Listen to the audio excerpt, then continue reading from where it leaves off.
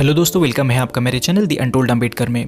दोस्तों आज हम डॉक्टर अम्बेडकर कांग्रेस के द्वारा चलाए गए आज़ादी के आंदोलन में क्यों शामिल नहीं हुए इस टॉपिक पर बात करेंगे। दोस्तों कई लोग ये सवाल करते हैं कि डॉक्टर अम्बेडकर इतने बड़े विद्वान और ज्ञानी थे पर वो आज़ादी के आंदोलन में शामिल क्यों नहीं हुए। दोस्तों इसी सवाल के जवाब में मैं ये वीडियो बना रहा हूँ।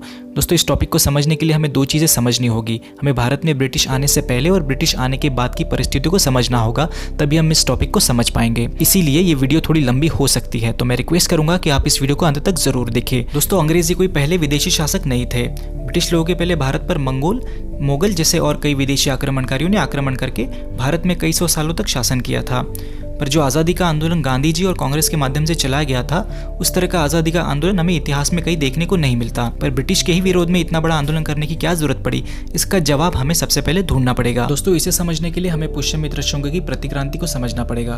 दोस्तों पुष्यमित्र शुंग, जिसे आज हम राम के नाम से जानते हैं, जो मौर्य राज्य में ब्राह्मण सेनापति था, उसने मौर्य वंश के 10वें और आखिरी सम्राट बृहदत्त की हत्या करके ब्राह्मणों का शासन स्थापित किया था और मनुस्मृति लागू करके यहाँ के शूद्र और अति शूद्र माने जाने वाली जातियों और महिलाओं पर कठोर नियम लादे थे और उन्हें सभी अधिकारों से वंचित किया था, जिसे मैं यहाँ दोहराना नहीं चाहूंगा क्योंकि वो हम सब अच्छे से जानते हैं।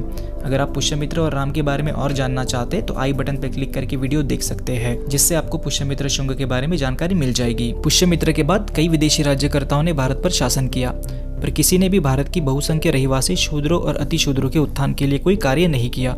इसका मुख्य कारण था कि शूद्रों और अति शूद्रों को ब्राह्मणी व्यवस्था ने अपना पहले ही गुलाम बनाया था। इसका मतलब भारत की बहुसंख्य जनता पहले से ही यहाँ के धर्म ग्रंथों और तथाकथित ऊंची जाति माने जाने वाली जातियों की गुलाम थी, तो उन्हें गुलाम बनाने की कोई जरूरत विदेशी राज्यकर्ताओं को नहीं पड़ी। लेकिन उन्होंने भारत की ऊंची जातियों के साथ समझौता करके भारत पर राज किया, जिससे ऊंची जातियों को जो धार्मिक और खास अधिकार थे वो बने रहे और इससे उन्हें उन विदेशी राज्यकर्ताओं से कोई तकलीफ नहीं हुई। यही एक मुख्य कारण है कि ब्रिटिश के पहले जितने भी विदेशी राज्यकर्ता आए, उनके विरोध में आज़ादी का आंदोलन नहीं चलाया गया। अब हम ब्रिटिश के भारत में आने के बाद की परिस्थिति को समझने की कोशिश करेंगे। ब्रिटिश राज्यकर्ताओं ने भी भारत में आकर यहाँ के शूद्रों और अति शूद्रों को गुलाम नहीं बनाया, पर शूद्रों और अति शूद्रों को गुलाम बनाने वाली ऊंची जाति के लोगों के जो धार्मिक और खास अधिकार थे, उन पर वो पाबंदी लाते गए। ब्रिटिश यही नहीं रुके, उन्होंने शूद्रों और अति शूद्रों को वो अधिकार देना शुरू कर दिए जिससे हजारों सालों से वो वंचित थे, जैसे शिक्षा और संपत्ति का अधिकार। इसी की वजह से ऊंची जातियों को अपने अस्तित्व के लिए खतरा महसूस होने लगा। कल तक जो शूद्र उनके रास्ते पर नहीं चल सकता था, आज वो उन्हीं के साथ स्कूल में बैठकर शिक्षा ले रहा था। ब्रिटिश की इसी शिक्षा नीति की वजह से भारत के शूद्रों और अति शूद्रों में ज्योतिराव फुले, छत्रपति शाहू महाराज और डॉक्टर अम्बेडकर जैसे नेता पैदा हुए। दोस्तों इन तीन महापुरुषों ने कांग्रेस के द्वारा चलाए जा रहे आजादी के आंदोलन में कभी भी हिस्सा नहीं लिया।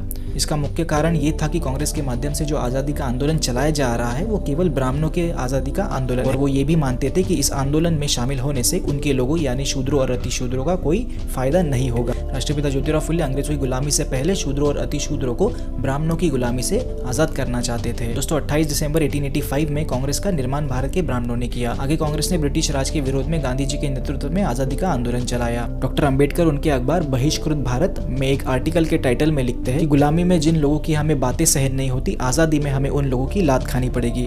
इसका मतलब डॉक्टर अम्बेडकर यहाँ पे स्पष्ट रूप से बताना चाहते हैं, जिन लोगों की बातें हमें गुलामी में सहन नहीं होती है, अंग्रेज जाने के बाद उन लोगों की हमें मार खानी पड़ेगी। दोस्तों इस बात से हम ये समझ सकते हैं कि डॉक्टर अम्बेडकर भी ऐसा मानते थे कि भारतीयों को ब्रिटिशों से पहले यहाँ की धार्मिक और सामाजिक गुलामी से आजाद होने की जरूरत है। कांग्रेस भारत को आजाद तो करना चाहती थी, पर आजाद होने के बाद भारत में कौन सा कानून लागू होगा या भारत में कोई संविधान बनेगा या नहीं, अगर बनता है तो उसमें सभी को समान अधिकार दिए जाएंगे या नहीं, इस पर कांग्रेस के चरित्र को डॉक्टर अम्बेडकर अच्छी तरह से जान चुके थे। इसलिए वो कभी कांग्रेस के चलाए जा रहे आजादी के आंदोलन में शामिल नहीं हुए। ब्रिटिश शासन को ये बात तो पता थी कि उनके जाने के बाद भारत के शासन पर ब्राह्मणों का राज होगा और देश की बहुसंख्यक जनता को फिर एक बार सामाजिक और राजनीतिक अधिकारों से वंचित किया जाएगा। इसलिए ब्रिटिश भारत छोड़कर जाने से पहले भारत में संविधान का निर्माण करना चाहते थे।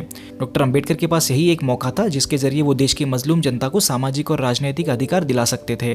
तब डॉक्टर अम्बेडकर ने संविधान सभा में गांधी और नेहरू के विरोध होने पर भी अपनी पूरी ताकत लगाकर संविधान सभा में अपनी जगह बनाई। उस वक्त संविधान सभा में डॉक्टर अम्बेडकर जितने कानून और ह्यूमन राइट्स के जानकार और अभ्यासक नहीं थे और डॉक्टर अम्बेडकर ने उस संविधान सभा को धमकी देते हुए भी कहा था कि अगर संविधान में शूद्रों और अति शूद्रों को अधिकार नहीं दिए जाएंगे तो ऐसे संविधान को वो मान्यता नहीं देंगे। डॉक्टर अम्बेडकर की इस धमकी और उनके ज्ञान को देखते हुए संविधान सभा की ड्राफ्टिंग कमेटी का चेयरमैन बनाया गया। इसी वजह से सभी को समान अधिकार दिलाने का सारा भार डॉक्टर अम्बेडकर पर आ गया था। इस जिम्मेदारी को डॉक्टर अम्बेडकर ने बखूबी निभाया और देश के हर एक नागरिक को समान अधिकार दिए। 26 जनवरी 1950 को भारत का संविधान लागू हुआ, जिसकी वजह से भारत के सभी लोगों को समान अधिकार प्राप्त हुए। दोस्तों कल्पना कीजिए कि अंग्रेज भारत छोड़कर चले जाते और डॉक्टर अंबेडकर संविधान सभा में ना होते और व्यवस्था ब्राह्मणों के हाथ में होती, तब शूद्रों और अतिशूद्रों को शिक्षा और संपत्ति और राजनीतिक अधिकारों से वंचित किया जाता। तो क्या हम ऐसे देश को या ऐसे समाज को आजाद कह पाते? 16 अगस्त 1947 को लोकशाहीर अन्ना भाऊ साठे अपने साथियों के साथ नारा लगाते हैं कि ये आज़ादी झूठी है और देश की जनता भूखी है। अन्ना भाऊ साठे भी इस आज़ादी को आज़ादी नहीं मानते थे। अगर आज हम आज़ाद महसूस कर रहे हैं, उसका सारा श्रेय भारत के संविधान और उसके निर्माता डॉक्टर अंबेडकर को जाता है। दोस्तों आशा करता हूँ कि अब ये बात आपको समझ में आ गई होगी कि कांग्रेस के द्वारा चलाए जा रहे आज़ादी के आंदोलन में डॉक्टर अंबेडकर क्यों शामिल नहीं हुए। अगर आप इस बात से सहमत हैं तो मुझे कमेंट में करके जरूर बताइएगा, और वीडियो अगर अच्छी लगी हो तो लाइक जरूर कीजिएगा।